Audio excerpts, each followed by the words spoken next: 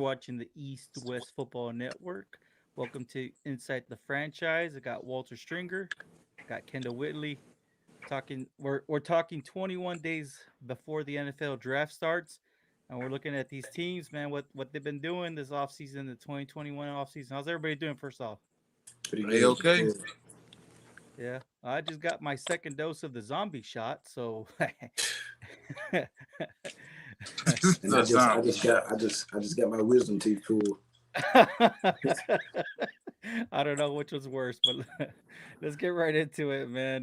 Let's talk about the Chicago Bears, man. Here in Texas, believe it or not, I mean, you'd be surprised with the amount of Chicago Bear fans that I personally know. Man, either they're from Chicago or they just love the Bears, and a lot of it comes with that offensive lineman they had for years, Roberto Garza. He's from our hometown, Rojo, Texas, so of course, we kind of got a Bears following because of that. But let's get right into it, man. When we look at the Bears 2020 season, they finished 8-8. I mean, enough said, right? I mean, you don't want to be in the middle, right? Because I think that when you're in the middle, that means Purgatory. yeah, there you go. It's a perfect word. Their defense carried them into the playoffs. So, Kando, give me the season in a nutshell. What stood out to you? Uh, what stood out? I just think, man, when you start with the quarterback position, there was a lot of uncertainty. One week you got Nick Foles in, next week you got Mitch Trubisky, and right now they're still searching for a long term. So they got Andy Dalton, but he's not the guy. He's more of a bridge. So maybe they go into the draft this year and get one.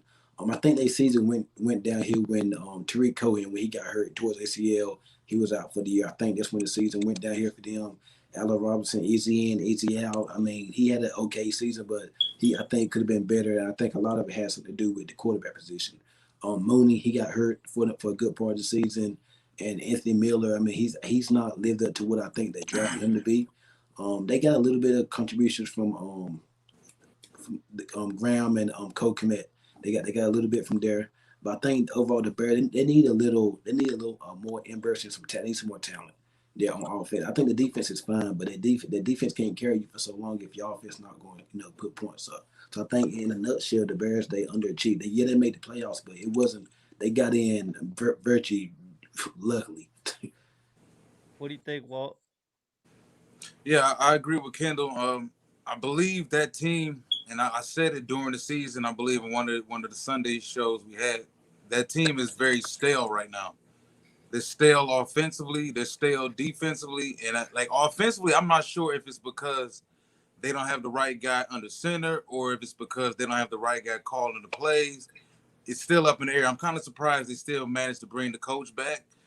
But I think when you look at the Bears overall, they gave up a lot a few years ago to get Khalil Mack. And they gave up a lot to get Khalil Mack because they figured that 3-year window was going to be their window to win it. Now, the problem was they picked the wrong quarterback. Mm-hmm. And it just goes to show you, regardless of what position moves you make as far as the rest of the team, if you don't have the right guy under center, things don't work out. Typically, when the offensive line falls apart, the rest of the team falls apart. If the quarterback isn't honestly worth a damn, then you're not really going to go too far. And if you look at what they did over this offseason so far, Dalton's not the answer. And it doesn't matter how the GM tries to sell Dalton to the fan base. That fan base in Chicago isn't buying that. They haven't had a quarterback in I don't know how long, since Cutler, actually. And, as hard as people come down on Cutler, Cutler was pretty much the best quarterback that team had in a very long time.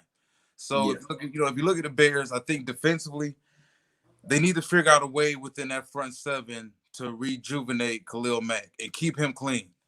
Because right now, Akeem Hicks, I'm not seeing the same performances out of him. I think Roquan Smith, he's kind of all over the place. He can flash Pro Bowl talent, and then he can also disappear. He can also Yeah. have some funny things going on off the field.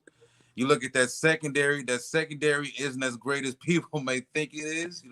Eddie Jackson's a high-priced guy in that back end, but he can't do it all on his own.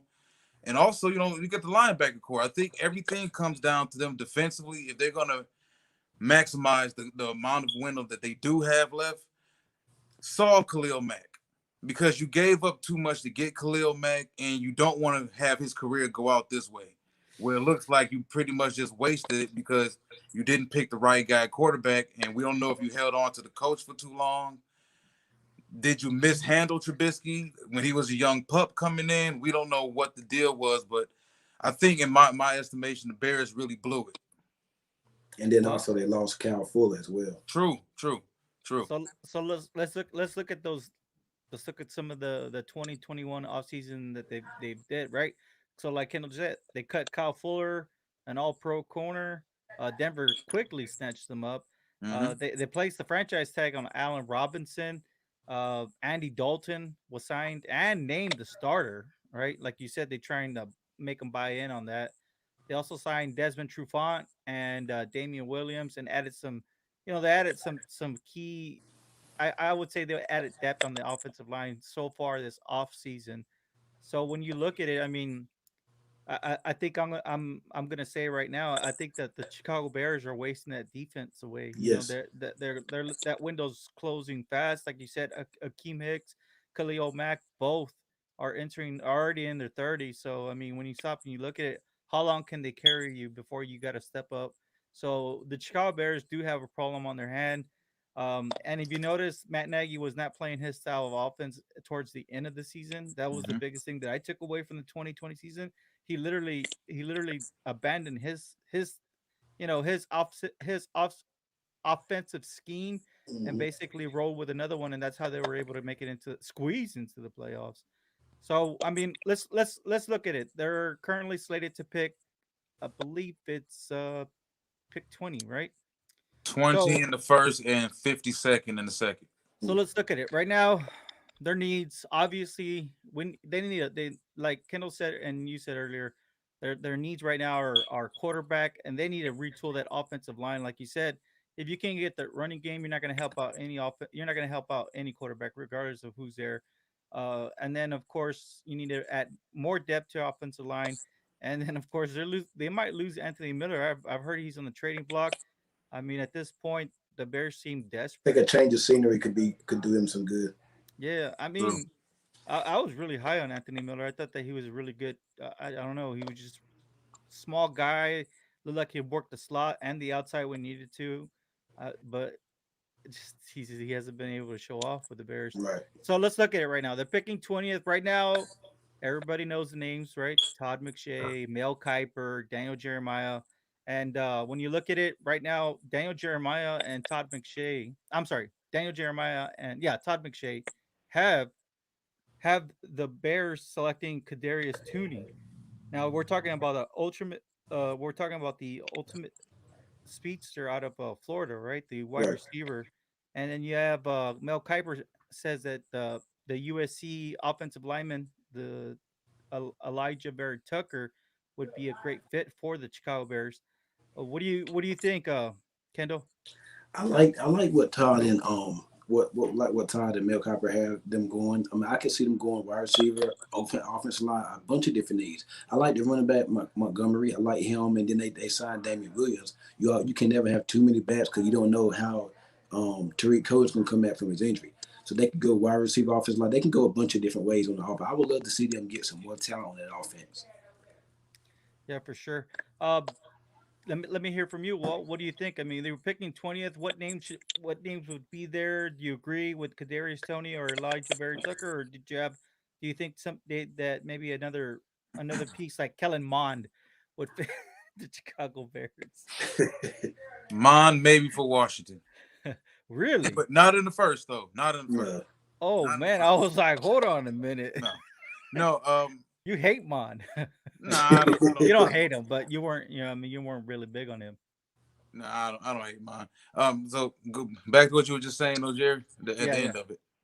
Oh, what names do you think that would get them the most Oh, impact picking 20th? yeah. I mean, personally, I would lean towards Mel Kiper's opinion. I would go Elijah Vera Tucker. I think there's more value where they're picking with the offensive line than there will be at wide receiver. I think there's going to be a high run on wide receivers quick, and I don't see the Bears really reaching for another guy. And then Tony and Mooney are pretty much two different type of wide receivers, but they're pretty much almost in similar type of bodies, in skill sets. So I think if they would go wide receiver, they would probably go a big, a more traditional, bigger wide receiver. But I think the real value for the Bears at that spot could be pass rusher, because Agree. there's Wow. not really any pass rushers that are going to go in the top 10. I don't even think one's going to go in the top 10. And there's a guy like a project, a guy like in Gregory Rousseau, who I think, if you look at how Miami used him, Miami played him all over that defensive line. They That's threw him true. in a 3 technique. They'll throw him in at 1. They'll throw him in on the outside, and they will stand him up. They pretty much utilized him because, for one thing, he's not really great at any of those positions, but he's a human mismatch. He's 2 something for everybody. So I think if you put him in that 4-3 front for the Bears, I think he can make a lot of differences in that defense. He's probably that typical playmaker that they could use in that front 7, given the fact that they're picking at 20. I don't know. What do you think? What do you think, Kendall? I mean, should they go offense or defense with the 20th pick? I mean, I'd go offense. I'd go offensive line. offensive line. You know Yes. what? I'm gonna have to go. I'm gonna have to agree on this one. Well, I I think it think. depends on the value. You don't want to Yeah. put yourself in the box and just draft the offensive lineman because the box says draft the O lineman. You also want to make sure you have the highest quality player for that pick at Well, 20. let's get off a subject real quick because this has been news for a couple of days, right? I mean, literally, let's talk about the Dallas Cowboys for a minute, right? We got to squeeze in some news, right? I mean, the big debate right now is if Kyle Pitts is there at 10, do the Dallas Cowboys select Kyle Pitts? I'll go ahead and I'll go ahead and let you go first, Walt, and then Kendall, you give me your response. So tell me, you got Kyle Pitts and you have Patrick Surtain there, and let's just say maybe even an offensive tackle like the Rashawn Slater out of Northwestern. Where do the Cowboys go? Certain. So why, if Kyle Pitts is a generational talent? You asking me this? Like you Well, asking me this well, like this was my prediction or something. because you just said right now. I mean, you got to go with the higher prospect. I mean, Well, obviously I'm we saying could. if you're looking for the Bears and for just specifically for the Bears, if Okay. you do not want to you don't want to draft the position. At least from what I've been told by people in the NFL, you never want to box yourself in. I need an offensive lineman, but there's a pass rusher who's a way higher graded player. Are you still going to take a lesser player at that position? That's the whole thing. And I think Surtain fits a need also for Dallas. Well, yeah, that's why. But you kind of going to the extreme with it, Jerry, because Kyle Pitts is not a necessity at all for Dallas. Well, I know, but still, that's been the talk, and I know you've seen it. Kendall, have you Oh seen yeah, it? but you know why? Yes, I've seen it. I've seen it this Yeah. week. I mean, they've been talking about it all week, the past couple of days on all your talk shows. We know Jerry Jones likes box office. He likes selling tickets. He likes putting fans in the seats. Who doesn't? Patrick Surtain and the offensive tackle slate, they're not going to put fans in the seats. Kyle Pitts is going to put fans in them seats in Dallas. And look, last year, they didn't need CeeDee Lamb last year. They need a corner and they need a pass rusher. We thought they was going to go take Cleveland Chase off from LSU. What happened? They went CeeDee Lamb. So, I mean, Well, if he's there, I think it's a hard pass up, and I got a feeling they're going to take him. let's look at it real quick because you're playing devil's advocate here. If you don't pick them, I mean, you literally have the Giants picking 11th, and then And you the have Eagles, the Eagles picking Uh, 12. he won't go past the Eagles. yeah, So but it's like that's terrible. it's like the Eagles are almost forcing the Dallas Cowboys to go Is that really offense. how they conduct Same business in situation the like AFC last East? year. Same situation like last year. Had Dallas not picked CeeDee Lamb, Philly was going to get him. It's true. I think. I mean, And all those teams are losers. Well, except for Washington. I mean, is that really how they conduct business in the NFC East, though? Yeah, I think so. Look at the records speak for themselves. I'm Right? going to take this player I don't need just to keep you from getting them. Well, that is Jerry, though. But That could possibly be Jerry Jones. let's get back to Chicago, man. We're talking about the Oh yeah. Bears. Oh, yeah. So I think that if Christian Darrisaw's not there, the offensive tackle, obviously, you're gonna go Elijah Berry Tucker. I think Elijah Berry Tucker, because he's played tackle and he's played guard. So You know, if he doesn't pan out at the tackle, you know you're gonna get an all pro. He looks like he has that potential to play all pro at the offensive guard position. So, you know, I think that you need to shore up the line. But if a quarterback does not fall to you, but if by the draft gods, maybe someone like out of maybe the Bison quarterback, right? Trey Lance, it's a Right. possibility he could. I think one of those five guys are going to fall. Yeah, if Trey Yeah. Lance falls, I think that's your pick right there, and then you run up to the board and turn that in. Now, let's talk about the Washington football team. I finally got it, and it took me a whole season to get it right. It's hard, man. It's hard. So I mean, let's look at them, man. They finished first in the NFC East, right? But Yep. they finished first with a 7-9 record, which is crazy. I mean, last season people were saying they should just kick out the NFC East completely because they're not even putting up good games. Which I mean, when you looked at the NFC East, I mean, you can look at the Eagles, you can look at the Cowboys, you can look at the Giants. All of them were dismantled with injuries. I mean, the Giants lost Saquon Barkley right away. Uh, from the get go, the Eagles lost Brandon Brooks, Andre Dillard. Their Mhm. offensive line just, I mean, completely was dismantled. And then of course the Cowboys with Dak Prescott going down, and then their offensive line just falling apart. But let's look at that season real quick, because in a nutshell, they finished 7-9, and they actually squeezed into the playoffs. When you look at it, that game against the Tampa Bay Bucks was actually a very close game. Very close game. Yes, It, close one. it was a close game. So I mean, when you're looking at this team overall, what's the one thing that stood out? Is it safe to say from both of you, it's the defensive line? I think, yeah, that defensive line, they're young, they're deep, they're physical, they're great. I mean, it take me all day to run out. They call off words how they is. That defensive line really stands out. The secondary, it's an okay secondary. I mean, they got William Jackson from Cincinnati, but when you got a pass rush and your defense so good, your secondary don't have to be a top 10. I mean, cause your defense gonna get.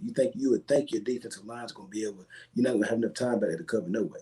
So I think they got some skilled players on offense, and I love Antonio Gibson. They got Terry McLaurin, two youngsters there. They could use some offensive line help. You know, Taylor Heineke, he came in late. He was a surprise. Who knew? Who thought he was going to do that to Tampa Bay? So I mean, I think there was a couple surprises that we seen this year from Washington. So what stood out the most for you? Well, in the 2020 season, Aside from the defensive line. aside from the defensive line, I think coaching and coaching Nice. makes the difference. I would be kind of hard pressed to believe that that team would have been the same team still under Gruden. You know, Great point. Great point. over there. So everything about Washington just felt different. The way they played, the team camaraderie, everything just felt different about that team. And of course, they managed to do it without a first round quarterback, and they managed to have to they parted ways, of course, with Dwayne Haskins, who's now in Pittsburgh. But overall, I think I like the Ryan Fitzpatrick signing. I like their signings overall in general. I like Cam Sims. I like Steven Sims Jr. Also, the other wide receiver they have over there. Tight end could be an upgrade. I know how much they care for Logan Thomas, but tight end could be an upgrade. Yes, definitely. Yeah, of course, offensive line too. Offensive line, they need some offensive line help. I love what they did in the secondary. I like William Jackson. They got Jackson, who's still in the prime years of his career. Um, Linebacker also, they can use some help at all three of those linebacker spots. So So let's take a look at those, right? The 2021 offseason moves that they've made. So you said they signed wide receiver Curtis Samuel, yeah, uh, corner Adam Humphries. cornerback cornerback William Jackson, Ryan Fitzpatrick, Adam Humphries, Lamar Miller. They added some depth on the offensive line as well. So when you look at it, I mean, they were able to get some nice weapons, Mhm. and I mean William Jackson can, I mean he can definitely step up, He can replace cover. Ronald Darby. You know what I mean? I mean that pass rush is going to be deadly. Yeah. So definitely when you look at Washington, they're picking 19th now. When we look at it across the board, Todd McShay, Mel Kiper, and Daniel Jeremiah all have them selecting Christian Darrisaw. But let's look at their needs, man. Quarterback is a need, offensive line is a need, and tight end is a need. Hmm. What do you think? I mean, Do you think if there's no quarterback there, do you think that that's the pick, or if there is a quarterback there, um, what do they if do? if a quarterback is there, I think that and I'm probably assuming Trey Lance probably be there, maybe Mac Jones. I mean, who knows? But if one of those guys are there, the quarterback has to be there. Ryan Fitzpatrick is not your future. Taylor Heineke, we haven't seen enough of him, but he's probably more like he's not your future. So I mean, if they're not there, I mean, yes, their lineman has to be the pick, but I think they got to be thinking quarterback though. They have to be thinking quarterback. What do you think? Well, you said Kellen Mond. You would say I ain't more. say that, man. You said You said it said that. You said, well, I did, but you No, said it well, yeah, second I round. said Kellen Mond. Kellen Mond, if he's there, I mean, his name is catching fire If over the last few weeks. Christian Oh, Darrisaw has his name has also caught fire, especially when you're talking about runs on a position. Let's say Christian Darrisaw is not there. What do they do? I mean, well, I mean, they could find some versatility at the guard position or center. They could easily go, even though they did they brought in Tyler Lawson over from Carolina. They could still go offensive line. They could still go center. A guy like Landon Dickerson from Alabama, who, from what I've heard, the Baltimore Ravens are very high on, towards the end of the first round. He could be an option for them, but I don't think Washington's in a position where they just have to reach for anybody. That was a pretty good roster last season, and they've done a decent amount so far in the offseason free agency wise. They filled in a lot of needs. I think that wide receiver core is deep. They've Mm-hmm. got Antonio Gibson. They managed to discover him. They've got a lead back now in him. They managed to bring Sheriff back. Of course, quarterback is still a big need. Linebackers a need for them. And of course, corner is. They also lost Fabian Washington to Atlanta, who pretty much hasn't done much, didn't do much in Washington after they made him a high pick. So, yeah, Washington can go in a various amount of different ways. But I give think us if some names. Elijah Vera Tucker's there, I think Vera Tucker's the pick.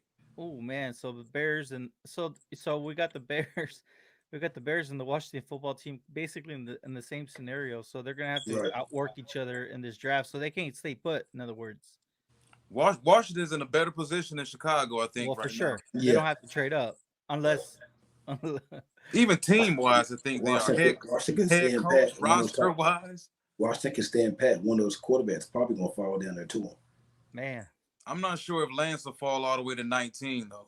do are we? I mean, right now, do you hear any quarterback names that are catching fire that may sneak into the first round um that maybe perhaps that we already kind of. I've been hearing maybe Davis Mills from of Stanford. I've heard him. I've been hearing a lot of talk on him.